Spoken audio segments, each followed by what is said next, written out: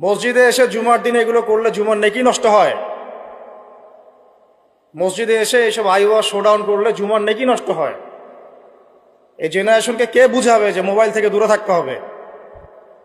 বিনা প্রয়োজনে phone use করবা না, বিনা প্রয়োজনে ফোনে হাতও দিবা না। একটা ছবি তুললে কি হয়? হাজারে আসওয়াদ, গুনাহ মাফ হয়। একটা ছবি তুললে কি গুনাহ মাফ হয়? কোনো নেকি হয়? এটা কি পরকালে সুপারিশ করবে? এই মোবাইলের আসক্তির কারণে এই যুব সমাজের চিন্তার ক্ষমতা নষ্ট হয়ে গেছে। বিশ্বাস করেন আমার কথা? আমার কথা বিশ্বাস করেন। এই মোবাইল আসক্তির কারণে এই যুব সমাজ আর চিন্তাই করতে পারে না। সারা দিন ফোনে ব্যস্ত, সারাটা দিন সময় পাইলেই ফোন। আর ফোনে কি? YouTube, Facebook, WhatsApp, Instagram. এই আমাদের বাপদাদার, এই যে ভাইদের বয়সী যারা যারা এখন 40, 45, 50 এজের মধ্যে আছেন, যারা এই দেশ চালায়, সমাজ চালায়, অর্থনীতি চালায়, তাদের চেয়ে এদের চিন্তা শক্তির লেভেল অর্ধেকেরও কম। আমি আপনাদেরকে গ্যারান্টি দিচ্ছি, এখন যদি আরেকটা মুক্তিযুদ্ধ হয়, আল্লাহ না করুক, তাহলে এই তরুণ প্রজন্ম কিচ্ছু করতে পারবে। আপনি আমার কথা বিশ্বাস করেন। টিকটকের একটা ভিডিওর জন্য এদের কাণ্ডকীর্তি দেখলে মনে হয় যেটা মানুষ না গরু না ছাগল, কি আসলে। আর আমরা তো ঢাকা শহরের মতো শহরে থাকি, একটা টিকটকের ভিডিও বানানোর জন্য এরা যে কি করে চিন্তাই করতে পারবে। কাপড় খুলে ল্যাংটা হয়ে নাচে একটা টিকটকের ভিডিও করার জন্য। একজন আলেমেদিন আসছে, তাকে মানে মোবাইলে বিরক্ত করতে করতে তার লেকচারের টপিকটাই নষ্ট করে। আর আমরা যে ওস্তাদদের কাছে পড়াশোনা করি, আমি জীবনে আমার ওস্তাদকে এটা বলার সাহসই পাই নাই, ওস্তাদ আপনার সাথে কি একটা ছবি তোলা যাবে? আমি আল্লাহর কসম করে বলতেছি, আমি এই পর্যন্ত, আর আমি যার কথা বলছি তিনি এই উপমহাদেশের অন্যতম একজন শ্রেষ্ঠ মুহাদ্দিস। আমরা তাদের কাছে যাওয়া আসা করি পড়াশোনার জন্য, দিনী জ্ঞান শেখার জন্য। আজ পর্যন্ত আমি কোনোদিন বলতেও পারি নাই যে উস্তাদ আপনার সাথে একটা ছবি তুলতে চাই। বিশ্বাস করেন। কিন্তু এই ওয়াজ মাহফিল, এইটা ওইটা, এইসব জগৎগুলোতে গিয়ে আমরাও নষ্ট হয়ে গেলাম। মানুষের মধ্যে নূর, তাসকিয়া, আদব, মসজিদের আদব কায়দা, ভদ্রতা সব নষ্ট হয়ে গেছে দিন দিন। এবং এর অন্যতম একটা প্রধান কারণ মোবাইল ফোন। আজকের লেকচারের টপিক মোবাইল ফোন না, এই যে কথাগুলো বলতে বাধ্য হলো। যখন আমরা এখন আলোচনা করতেছি, এই সময় কটা বাজে এখন? 12:50। এই সময়ে না জানি কতগুলা মুসলমান এখন শহীদ হয়ে গেল। এই সময় যখন আমরা এখন আলোচনা করতেছি, ঠিক এই সময় না জানি কতগুলা বোনকে ইসরায়েলের সৈন্যরা তুলে নিয়ে চলে গেল। না জানি কতগুলা বাচ্চার মগজে আবার বোম মারলো, গুলি করে। এই সময় যখন আমরা কথা বলছি এখন, আর মিডিয়াতে সংখ্যা আসবে খালি 6,000 মরল, 6,500, 7,000, কোনো ফিলিংসই নাই। মোবাইল ফোনেই আছে ব্যস্ত, স্ক্রল করে আর দেখে কতজন, ও 10,000 মরছে, তো কি আমি তো আর মরি নাই, আমার দেশেও তো আর হয় নাই। বিশ্বাস করেন, আমরা এখন আর কোনো জায়গায় মানুষের পর্যায়ে পড়তেছি। মানুষ কাকে বলে? যার আবেগ অনুভূতি আছে, যার ব্যক্তিত্ব গায়রত আছে, যার সম্মানবোধ আছে, রুচিবোধ আছে। মুসলিম উম্মাহ কাকে বলে? যার একটা অংশে আঘাত লাগলে আর এক অংশ ব্যথা পাবে, নাকি ভাই? ভুল বললাম না ঠিক বললাম? একটা মুসলিম উম্মাহ মানে কি? একটা অঙ্গে আঘাত লাগছে আর একটা অঙ্গ ব্যথা পাবে। আদতে কি এটা হচ্ছে? প্যারালাইজড। ওই যে বলি না প্যারালাইজড, আমাদের মধ্যে প্যারালাইসিস ঢুকে গেছে। জুমার খুতবার সময় এমনি অল্প 5 মিনিট নষ্ট করলাম, আল্লাহ মাফ করুক। সরাসরি কিছু কথা আপনাদেরকে বলি, একদম সরাসরি। আমরা এখন এমন একটা সময় আছি, এই শেষ জামানায়, এই যুগে ফিতনা থেকে বাঁচা চারটাখানি কথা না। আর এই ফিতনা থেকে বাঁচতে না পারলে জান্নাতে যাওয়া যাবে না। এই ফিতনাগুলো শুধু রাষ্ট্রে আর বিশ্বেই নাই, আমাদের রিজিকেও ঢুকে গেছে, পরিবারেও ঢুকে গেছে, সমাজও ঢুকে গেছে, ধর্মেও ঢুকে গেছে। আমি সরাসরি কথা বলছি একদম। রাষ্ট্র, বিশ্ব, অর্থনীতি, সমাজ, পরিবার, ধর্ম আর সংস্কৃতি, এমন কোনো ক্ষেত্র বাকি নাই যেখানে ফিতনা ঢোকে নাই। এখান থেকে বাঁচা চারটাখানি কথা না, এখান থেকে বাঁচতে হলে আমাদেরকে প্রথমে যেটা করতে হবে, আগে দিনের জ্ঞান অর্জন করতে হবে। আপনি এই জেনারেশনকে জিজ্ঞাসা করেন, আমাদের স্বপ্ন তো এই জেনারেশন কি নেই নাকি? যাদের বয়স 50 হয়ে গেছে তারা আর কি করতে পারবেন দিনের জন্য? হয়তো তারা 20-30 বছর পৃথিবীতে থাকবেন হাইয়েস্ট, আল্লাহ ভালো জানে। আগামী বিশ্বকে কে নেতৃত্ব দিবে? যাদের বয়স এখন 20 থেকে 40 অথবা 10 থেকে 30, এই তো এই জেনারেশনকে আপনি দেখেন তাদের কত পার্সেন্ট কোরআন তেলাওয়াত করতে জানে। আপনি এই যে আজকে যারা আসছে সবার কোরআন তেলাওয়াতের টেস্ট নেন, একজন আলেমের সামনে বসান, একজন একজন করে ডাকে, দেখেন সূরা ফাতিহা পড়তে পারে কতজন। এই মুসলিম উম্মাহ মার না খেলে কোন মুসলিম উম্মাহ মার খাবে আমাকে বুঝান, আমি তো বুঝি না, আমার জ্ঞান কম। এই মুসলিম উম্মাহ যদি মার না খায় কোন মুসলিম উম্মাহ মার খাবে?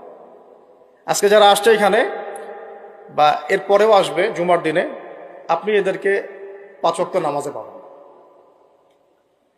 তাহলে যারা 5 ওয়াক্ত নামাজ পড়তেছে না, জুমার নামাজটাকেই দিন মনে করে, তাহলে এই মুসলিম মার না খেলে কে মার খাবে?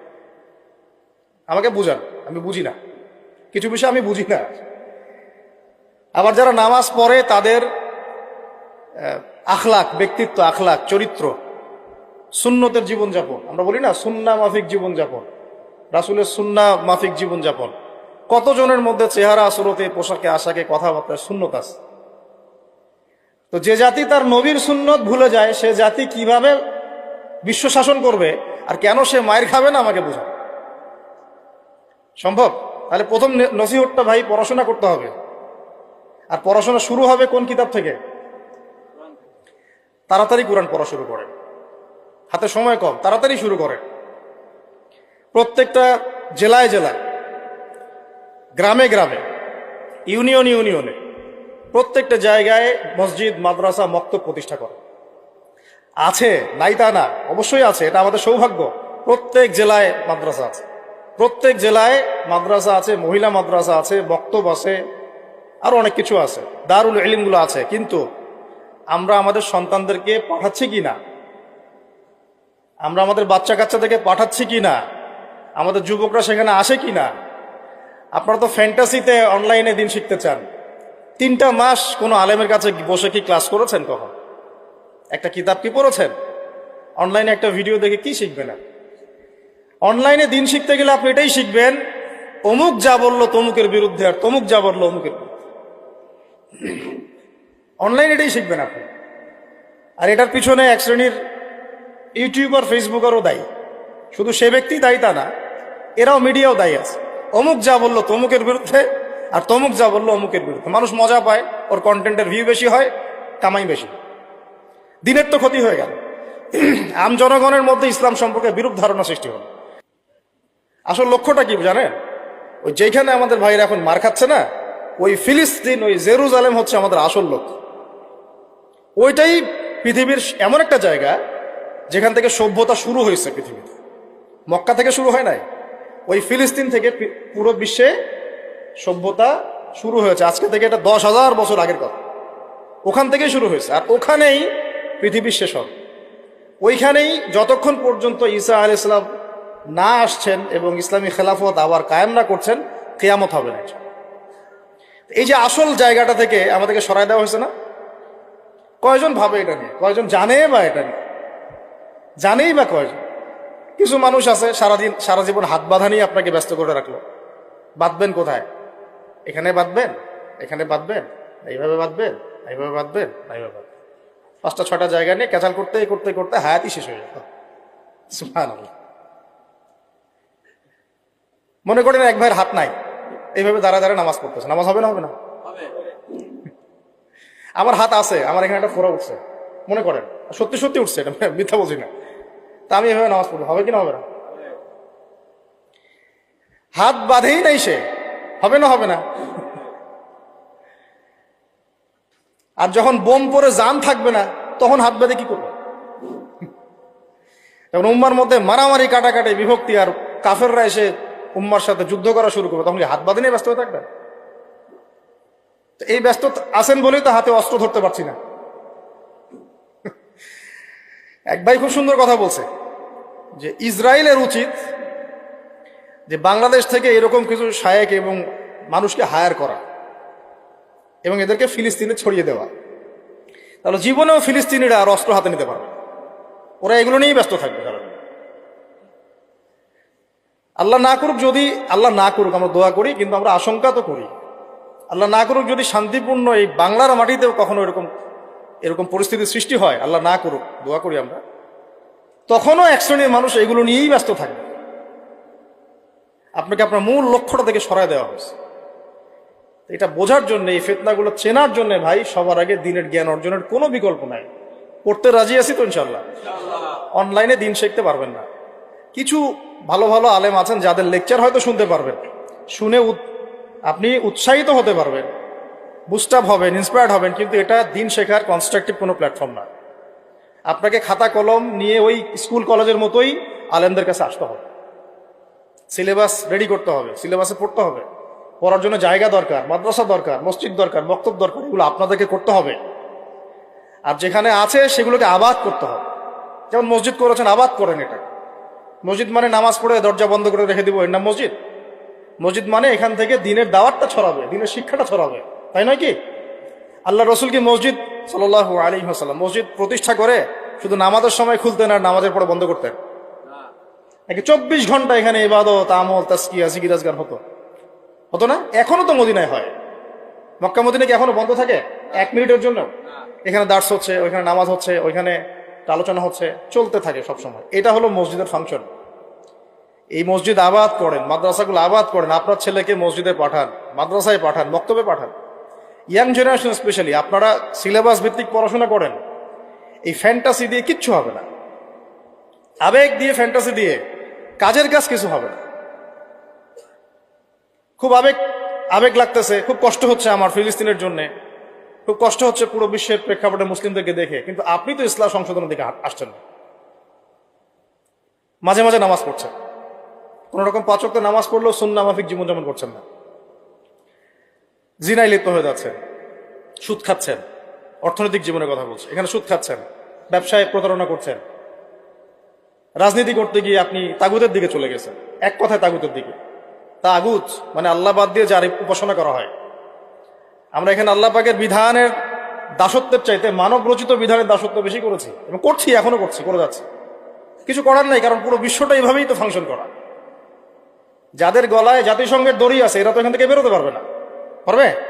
পারবে না। তাহলে ওদের আন্ডারে যে রুলস এন্ড রেগুলেশনস, এর আওতায় তো চলতে হবে। কিন্তু শিরক হয়ে গেল, এখানেও তো শিরক হয়ে গেল। মার না খাওয়ার কোনো কারণ নাই আমাদের এখন এই পর্যন্ত যে আমরা শান্তিপূর্ণভাবে নামাজ কালাম পড়তে পারছি আল্লাহ পাকের রহমত। বিশ্বাস করেন, আল্লাহ পাকের খাস রহমত। জানি না কত বছর এই রহমত থাকবে এইভাবে যদি আমরা সতর্ক না হই। সতর্ক হওয়ার জন্যই বলছি ভাই, এগুলো নিয়ে আমরা অনেক ভাবি, না বুঝে না জেনে একটা শব্দ বলছি না। আল্লাহর কসম, আমি না বুঝে না জেনে না স্টাডি করে একটা কথা বলতেছি। শেষ জামানার সবচেয়ে ইম্পর্টেন্ট জায়গা ওই প্যালেস্টাইন, ওই ফিলিস্তিন, জেরুজালেম। পুরো বিশ্বটা ওইখানে গিয়ে আস্তে আস্তে শেষ হয়ে যাবে। সামনে যত বড় বড় ঘটনা, মালহামা মানে মহাযুদ্ধ, তারপরে ইমাম মাহদির আগমন, দাজ্জালের আত্মপ্রকাশ, দাজ্জাল ইহুদিদেরকে নিয়ে বিশ্বটাকে শাসন করবে, তারপরে ঈসা আলাইহিস সালামের আগমন, ইহুদিদের সাথে মুসলিমদের যুদ্ধ, তারপরে ওই বাইতুল মুকাদ্দাস আবার বিজয় করা, ওইখানে ঈসা আলাইহিস সালাম আবার 40 বছর খেলাফত চালাবেন, 40 বছর। এই পুরো ঘটনাগুলো ওই জায়গা কেন্দ্র করে হবে। আমাদের কোনো হদিসই নেই। আরো অনেক বিষয় আছে, কিন্তু মূল কথাটা হচ্ছে আমরা পৃথিবীতে হাসি থামাশা করতে, ঠাট্টা ছলনা করতে আসি না। আল্লাহ পাক প্রত্যেককে কিছু না কিছু দায়িত্ব দিয়ে পাঠাইছেন এবং আমাদের প্রত্যেককে আল্লাহ পাক পরীক্ষা করছেন, এবং এই হায়াতের রিজিকের নিয়ামতের আল্লাহ পাক আমাদের কাছে পাই পাই করে হিসাব নেবেন। এই যে শ্বাস নিচ্ছি একটা শ্বাস, এই একটা শ্বাসেরও হিসাব আল্লাহ পাক নিবেন। একদিন নবীজি একটা বাগানে ঢুকলেন, তিনি ক্ষুধার্ত, সাথে আবু বকর সিদ্দিক। আবু বকর, তোমার বাসায় কি খাবার আছে? ইয়া রাসূলুল্লাহ, আমার বাসায় খাওয়া নেই। তা চলো। ওমর, রাস্তায় ওমরের সাথে দেখা। ওমর, কি অবস্থা? ইয়া রাসূলুল্লাহ, ক্ষুধার্ত, বাসায় খাবার নেই, আমার বাসায় খাবার নেই। তিনজনে হাঁটতে হাঁটতে ঢুকলেন তালহা রাদিয়াল্লাহু আনহুর বাগানে। সেখানে মাশাআল্লাহ ঠান্ডা পানি খেলেন, খেজুর খেলেন, তৃপ্তি করে খেলেন। মাশাআল্লাহ, সে বাগান অনেক সুন্দর বড় ছিল। খেয়ে নবী সাল্লাল্লাহু আলাইহি ওয়াসাল্লাম বললেন, সুম্মা লাতুসআলুন্না ইয়াওমাইযিন আনিন নাঈম, যে অবশ্যই কিয়ামতের দিন আল্লাহ পাক এই ঠান্ডা পানি সম্পর্কেও আমাদেরকে জিজ্ঞাসা করবে। আমরা প্রস্তুত নিঃশ্বাসের জবাব দেওয়ার জন্য, হিসাব দেওয়ার জন্য, পানির হিসাব দেওয়ার জন্য? ঠান্ডা পানিতে গোসল করে আসছেন আজকে, সবাই তৃপ্তি পেয়েছেন। শুকরিয়া কখন আদায় হয় যে আল্লাহ পানি নাজিল করেছো, এই জন্য তোমার শুকরিয়া। খেলাম 4টা ভাত, এই 4টা ভাতই ফিলিস্তিনে নাই। আমার কথা বিশ্বাস করেন, কথাগুলো আমি কলিজা থেকে বলছি। আমি জীবনে খাবার হাতে নিয়ে 2 দিন কেঁদেছি। একদিনের ঘটনা আমি বলতে পারবো না, এটা কিয়ামতের মাঠে দেখা যাবে। অনেক বাধ্যবাধকতা আছে, আমরা বলতে পারবো। তবে খাওয়ার কথা ছিল আমার খিচুড়ি। আমার সাথে 3-4 জন গেস্ট ছিল। আমি বাসায় ফোন করেছি, আমার সাথে গেস্ট আছে, কি রান্না করলে ভালো হয়? বললাম খিচুড়ি করলে ভালো হয়, খেয়ে ফেলবে তাড়াতাড়ি। ওই খিচুড়ি খাওয়া হলো না, কোনো একটা কারণে খাওয়া হলো না। একদিন পর সেই খিচুড়ি খেতে পারলাম। দেখলাম যে একদিন পর যে খাবারটা আমার কাছে এসেছে এটা খিচুড়ি, যে এই খিচুড়ি আমার বাসায় খাওয়ার কথা ছিল। ওই দিন ওইটা দেখে আমার চোখ দিয়ে পানি পড়লো যে এই খাবারটা আমার এখানে খাওয়ার কথা ছিল না, অন্য কোথাও খাওয়ার কথা ছিল। আর একদিন এই যে 8 তারিখ না 9 তারিখে যখন আমরা আমার বাসায় খাবার নিয়ে আসছে, রোজা খুলে তো খাইতে ভালো লাগে নাকি বলো? ইফতার করার পরে খাবারটা খেতে ভালো লাগে না? শান্তি লাগে। রুটি, গরম গরম রুটি, খাসির গোশত, খুব ফেভারিট খাবার মুসলিমদের। বিশ্বাস করেন খেতে পারতেছি না, মিথ্যা কথা বলছি না, ফখর করেও কিছু বলছি না, আল্লাহর কসম, আল্লাহ সাক্ষী। কারণ আমাদের বাচ্চারা তো খেতে পারছে না, ওখানে আমার বোনরা খেতে পারতেছে না, আমার ভাইরা খেতে পারতেছে না। ওরা খাচ্ছে একটা জিনিসই, বুলেট আর আকাশ থেকে বোম। আমরা তৃপ্তি করে খাচ্ছি, একবার ফিকিরও হয় না যে এর জন্য আল্লাহর শুকরিয়া আদায় করতে হবে, আমাদের কৃতজ্ঞতা স্বীকার করা উচিত, ওদের কষ্টে আমাদের ব্যথিত হওয়া উচিত। খাবারটুকু পাঠাতেও তো পারছি না, যে আমরা সবাই 10-20 টাকা করে তুলে 1 কোটি টাকা ফান্ড একটা কালেক্ট করে পাঠাই দিব, এই সুযোগটাও তো পাচ্ছি না। এত সহজ কি ব্যাপারটা? কে যাবে, কে দিবে? আর যারা কাজ করছে তারাও অথেন্টিক কিনা, আসলেই জায়গায় যাচ্ছে কিনা, ওরা পাচ্ছে কিনা, চতুর্দিক থেকে তো অবরুদ্ধ জায়গা। আমরা সবাই মিলে আমাদের ভাই বোন শিশুদেরকে ওখানে মরার জন্য ছেড়ে দিয়েছি, এটাই সত্য কথা। এবং এর জন্য পুরা উম্মাকে জবাব দিতে হবে, পুরা উম্মাকেই জবাব দিতে হবে। সবচেয়ে বড় জবাব দিতে হবে আরবের নেতাদেরকে, আশপাশের যারা নেতা আছে এদেরকে। আরবের যে নেতারা আছে এদেরকে বিগত 70 বছর ধরে এরা যা যা করেছে এর উত্তর দিতে হবে, জবাব দিতেই হবে, কোনো উপায় নাই। আমাদেরকেও দিতে হবে, প্রত্যেক রাষ্ট্রপ্রধানকে দেওয়া লাগবে। যে লিখতে পারতো লিখে নাই তাকে দেওয়া লাগবে, যে বলতে পারতো বলে নাই তাকেও দেওয়া লাগবে, যার অস্ত্র দেওয়ার ক্ষমতা ছিল দেয় নাই তাকেও বলা লাগবে, যার মিলিটারি পাওয়ার ছিল সে চাইলে ওখানে ইন্টারভেন করতে পারতো সে করে নাই তাকেও বলতে হবে। আর যারা ওদের সাথে আতাত করে বন্ধুত্ব করেছে এরা তো মুনাফেক, টাটকা মুনাফেক, পাক্কা মুনাফেক। এরাই তো তারা যারা কাফেরদের সাথে জাহান্নামের তলদেশে থাকবে। মুসলিমদেরকে বাদ দিয়ে মুনাফেক ইহুদি খ্রিস্টানদের সাথে বন্ধুত্ব করেছে। যে ইহুদি খ্রিস্টান না আমাদের ভাই বোনদেরকে মেরে ঝাঁঝরা করে ফেলাচ্ছে, আমি ওর সাথে বন্ধুত্ব করতে পারি? কি বলে আপনাদের ইমান? আর এই কথাগুলো কি উগ্রবাদী কথা হয়ে গেল না? এগুলো সত্যি কথা। আর সত্যি কথা বলার পরে কি হবে সেটা তো দেখার দরকার নেই, আল্লাহর কাছে আমাকে জবাব দিতে হবে, এটাই আমার ফিকির।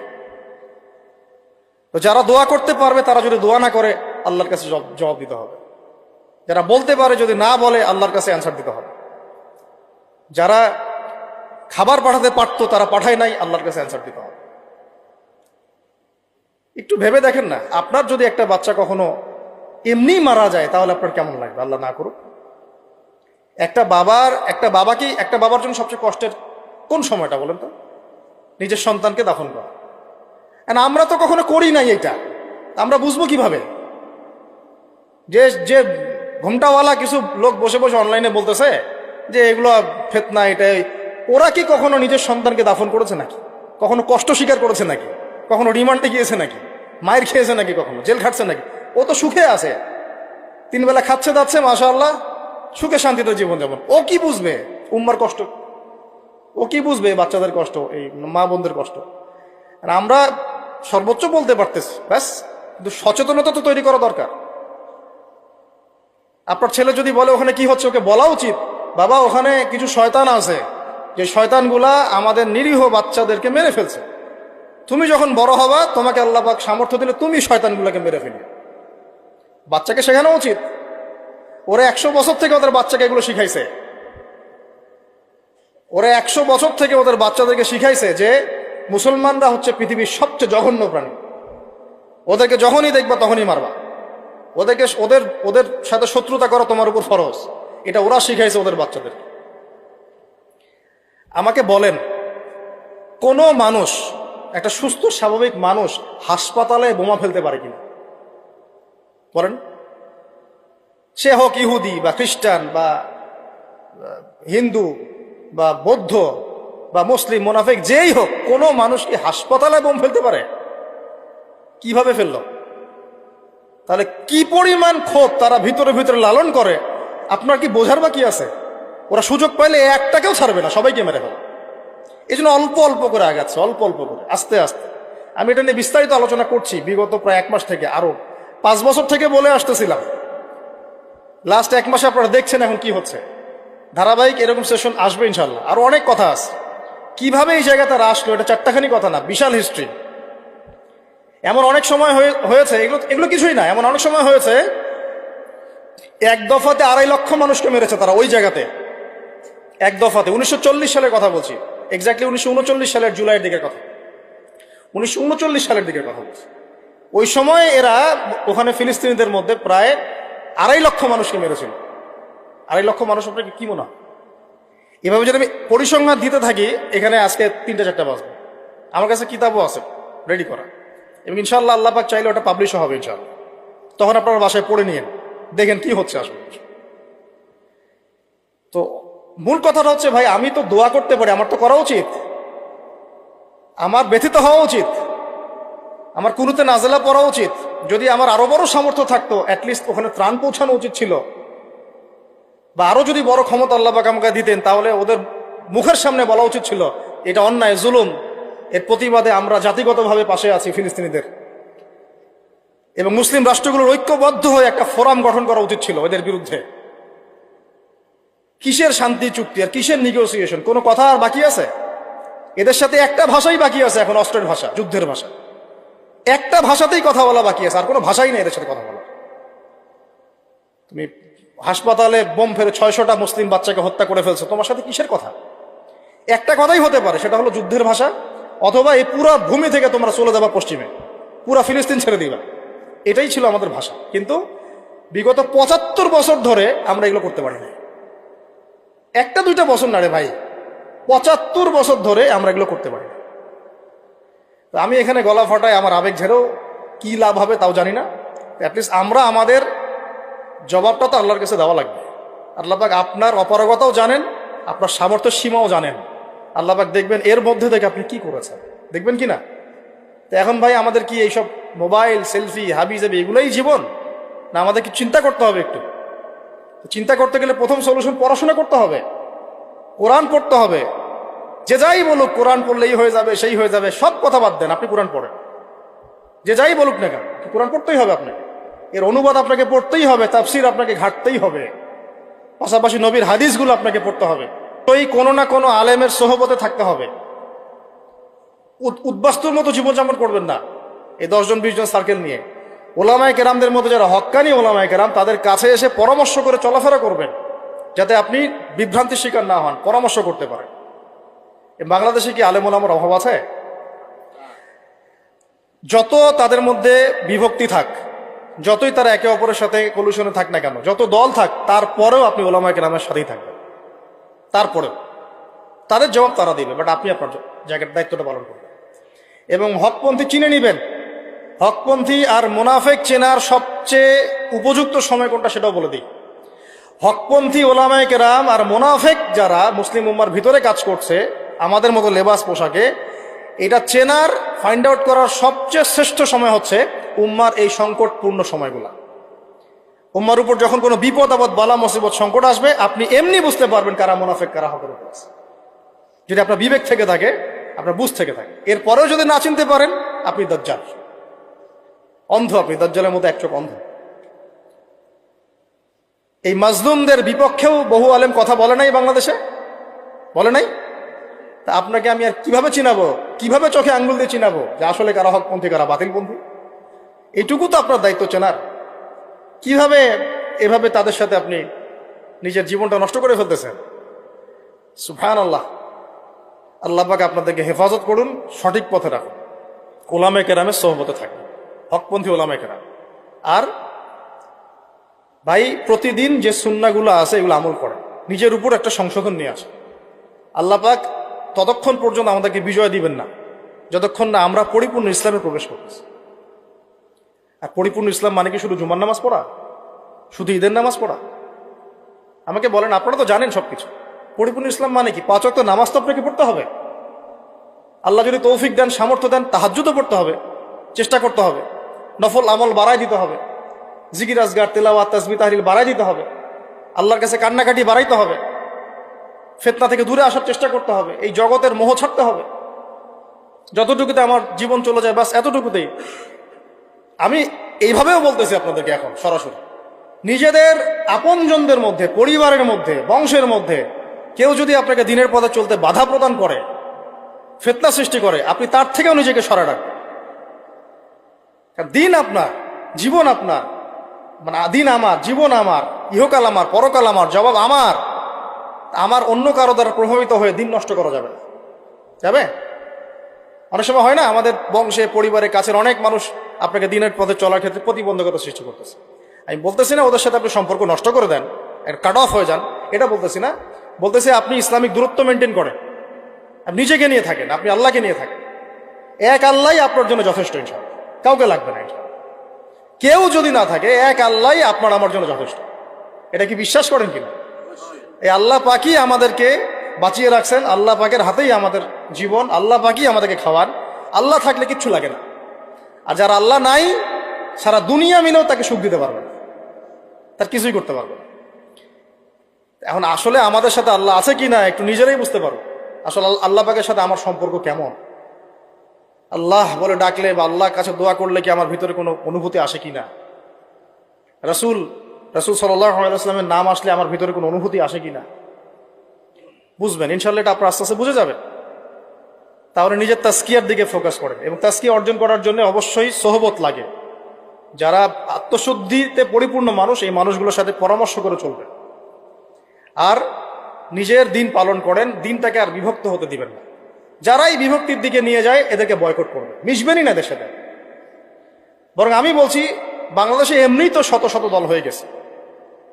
এখন আপনি নিউট্রাল থাকবেন, নিজেকে বায়াসড করবেন না, নিউট্রাল থাকবেন। নিউট্রাল মানে নিরপেক্ষ।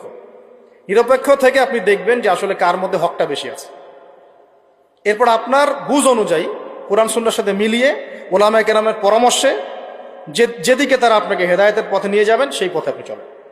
ইনশাআল্লাহ আপনি ঠিক পথে থাকবেন। এই জন্য আমি একা একা থাকতে নিষেধ করি। ওলামায়ে কেরামদের সাথে পরামর্শ করে চলবেন এবং ঐক্যবদ্ধ জীবনযাপন করবেন। আর কিছু ভাইয়ের মধ্যে যদি খারাপ কিছু থাকে, তাদেরকে একদম আন্ডার এস্টিমেট করে ধুয়ে রেখে দেওয়ার দরকার নেই। কারণ যার মধ্যে খারাপ কিছু আছে ওর মধ্যে ভালোও কিছু আছে। খোলা মনে ভালোগুলো নিয়ে নেবেন, খারাপগুলো আপনি ছেড়ে দিবেন। এখন বলতে পারে, আপনি কিভাবে বুঝবেন ভালো কোনটা খারাপ কোনটা? নিজে পড়বেন, নিজে জ্ঞান অর্জন করবেন, আল্লাহ পাক বিবেক দিয়েছেন, বোঝার চেষ্টা করবেন এবং আলেমদের সাথে পরামর্শ করবেন। ব্যাস, আল্লাহ পাক এরপরে আপনাকে যে পথে নিয়ে যাবেন ইনশাআল্লাহ সেই পথে আপনি চলবেন। উম্মার বিভক্তি বাড়াবেন।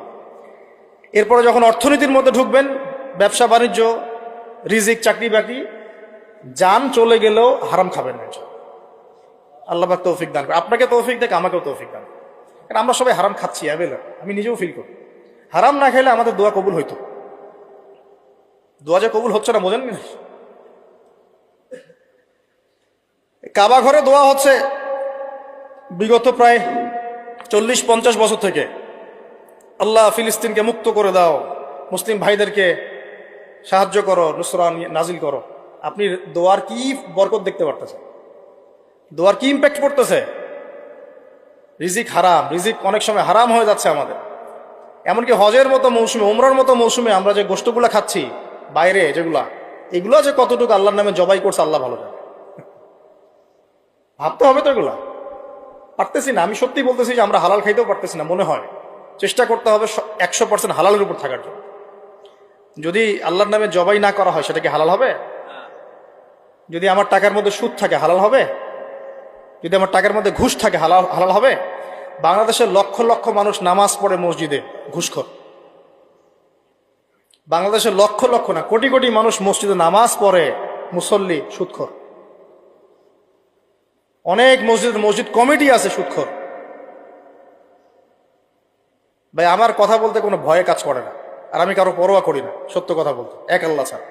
বাংলাদেশে লক্ষ লক্ষ মানুষ আছে মসজিদে নামাজ পড়ে সুদখোর, ঘুষখোর, দুর্নীতিবাজ, করাপ্টেড। আমরা আমাদের কথা বলছি, দাড়ি টুপিওয়ালা মানুষ, আমরা বহু দাড়ি টুপিওয়ালা মানুষ আছি, সমাজে চলাফেরা করি, আমাদের রিজিক ঠিক নেই, হারাম খাচ্ছি। দোয়া কবুল হবে? আল্লাহ পাক আমাদেরকে হারাম থেকে বাঁচান, হারাম থেকে বাঁচান। এরপর পরিবার যখন গঠন করতে যাবেন, ভুল করে পরিবারে অনইসলামিক কোনো মতাদর্শকে স্থান দিবেন না। পরিবারে বউ বাচ্চা যেন পর্দা করে, খেয়াল রাখতে হবে। বিয়ে শাদী করার সময় খেয়াল রাখতে হবে কোন মেয়েটাকে বিয়ে করছে। একটা মেয়ের বাহ্যিক সৌন্দর্য সবকিছু না, 3 মাস 4 মাস খুব মজা লাগবে, তারপর দেখবেন যখন আসল লাইফে আমরা ঢুকে যাই তখন দেখবেন দায়িত্ববোধটাই সবচেয়ে বড় কথা হয়ে দাঁড়ায়। এই রওনাক চলে যাবে, দিনদারিতা না থাকলে এই রওনাক চলে যাবে। মেয়ে দিনদার কিনা এটা দেখবেন সবার আগে। দিনদার হলে যদি একটু গায়ের রং কালো হয়, বিয়ে করে ফেলেন, বিয়ে করে ফেলেন। বিয়ে তো কঠিন করে ফেলছে সমাজ, জেনা সহজ হয়ে গেছে। মোস্তফা কামাল আতাতুর্ক যখন ক্ষমতায় আসছিল না, আমি সংবিধান চেক করলাম আজকে পড়তে পড়তে এক জায়গায়, ওই সময়কার সংবিধান তুরস্কের। মোস্তফা কামাল আতাতুর্ক যখন 1918 সালের পরে ক্ষমতায় আসছে, ওকে তো ক্ষমতায় বসাইছে ব্রিটেন। এ তো জানেন হিস্ট্রিটা, আপনারা অনেকে জানেন যারা পড়াশোনা করেন। ওর সংবিধানে লিখেছে যে একাধিক বিয়ে করা হারাম, আর অমুসলিম নারীকে বিয়ে করাও বৈধ। সব উল্টাই দিছে। আমাদের সমাজে এখন ওইরকম চিত্র দেখা যাচ্ছে যে আপনি 17 বছরে বিয়ে করতে পারবেন না, 17 বছরে আপনি জেনা করছেন। আল্লাহ মাফ করুক। বাংলাদেশে 17